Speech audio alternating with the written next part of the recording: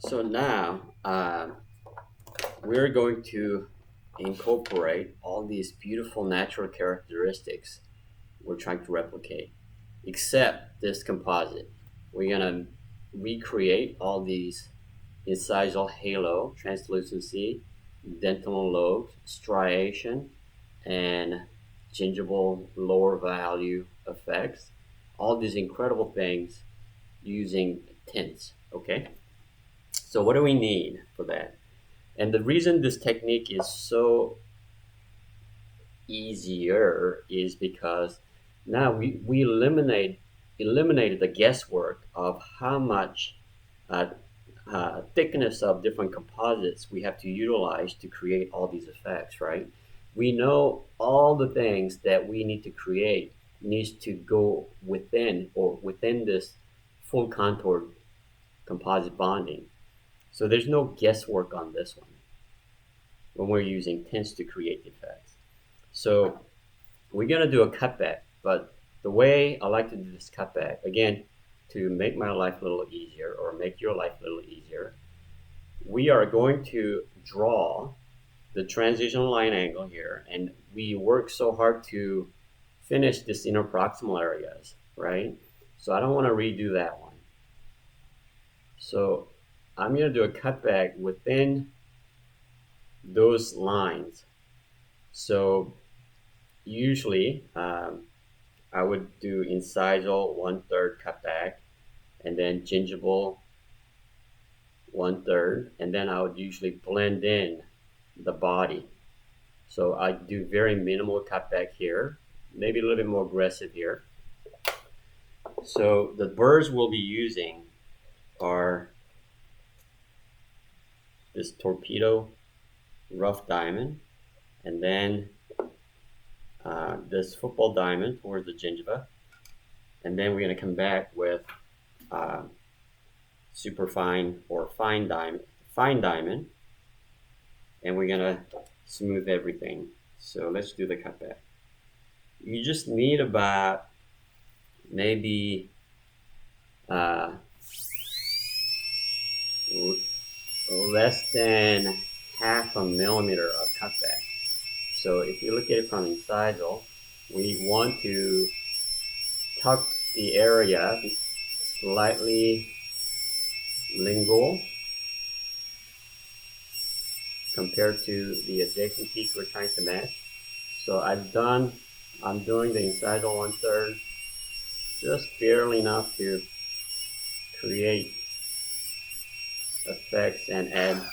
So if I draw a line here at this stage, oh, versus here, and you see that's a little bit more towards lingual versus number 9. So that's about all you need. And then towards the gingival 1/3, it's much easier to use this round burr, football burr. So we're gonna create kind of a half moon shape. And since we already worked on finishing somewhat the gingival margin, I don't want to do that again. So I'm staying away from that. So I'm getting close to it, but not quite going into the gingival area, because I don't want to redo the work that I've already done.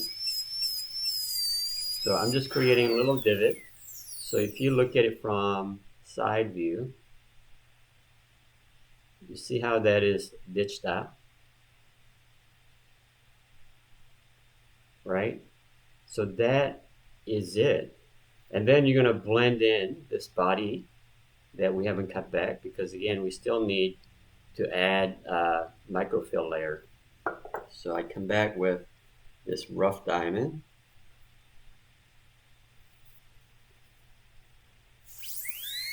And I'm just going to blend all the cutback areas right to that line angle.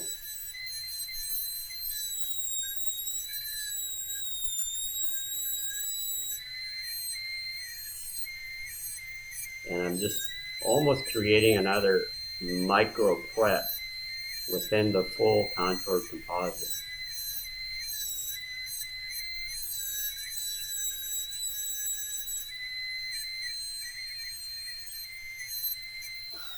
So let's look at it from incisal view.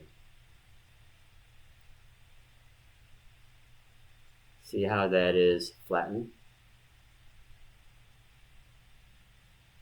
So I'm pretty much done with the cutback. And I'm just going to remove these pencil marks because obviously we don't want the pencil marks to show up.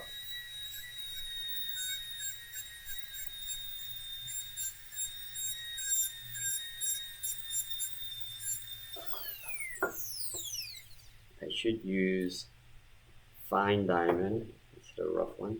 So once you've done that, we're just going to smooth everything because you don't want to have too many scratches show up. So I'm not necessarily cutting anymore, but just smoothing the surface.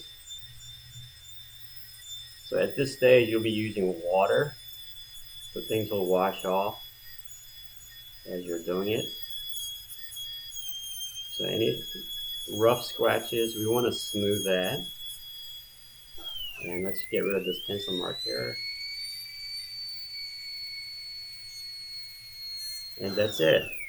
So we are done with the cutback. Let me rinse this here so you guys can see better.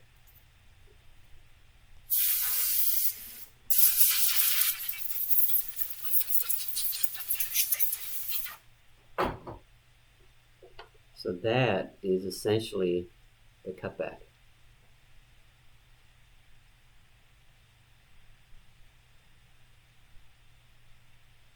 About a quarter of a millimeter to a half millimeter, usually less than half millimeter. So once you've done this, then we are ready to create effects, which is super fun. That's my favorite things to do. And polishing. Polishing doesn't have to be complicated. With polishing rubbers Cosmodan has, it goes super fast. All right?